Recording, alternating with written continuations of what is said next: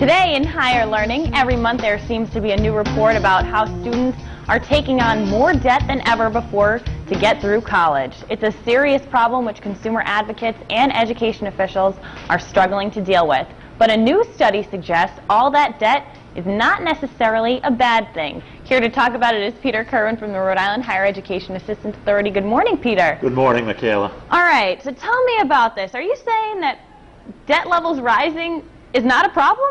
Well, look, from my perspective, debt levels, we should be afraid, very afraid about them. But this study came out, and it's a real joke. I mean, you know, I read about it in the New York Times last week, and the first thing I thought of was this study that they did years ago at the University of Maine, trying to tell us that, you know, lobsters actually don't mind being boiled and eaten by us. You know, I like lobster as much as the next person, right. But I'm not going to convince myself that the trip to my table has been a good one for the lobster, okay?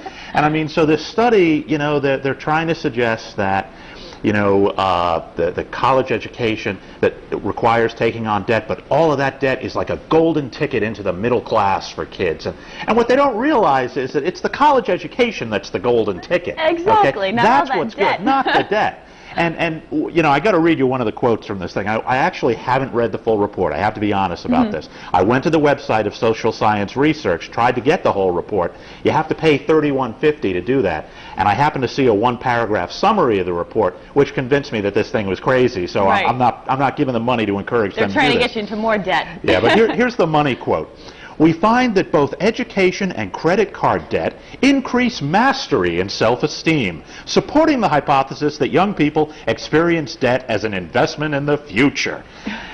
Now, it's as if they're saying, sure, take on all this debt. It's a real self-esteem builder. It's the living in mom and dad's basement till you're 40 that's a buzzkill. Right, I exactly. mean, the problem is you have to recognize there's a cause and effect relationship there, okay? And that's what they've completely missed the boat on.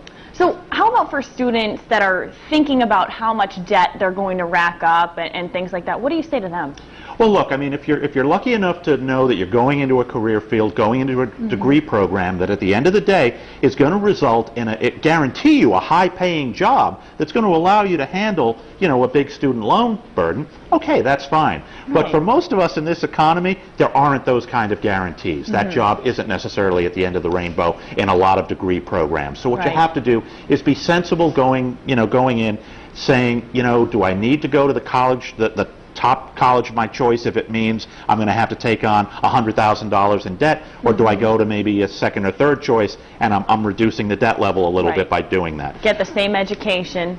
Exactly. And the thing is, at the end of the day, you don't want to be in a situation where you've taken on so much debt that you're limiting your career opportunities and limiting your life opportunities, having to delay getting married, delay having a family, delay getting a home. I mean, those are the things you want to avoid.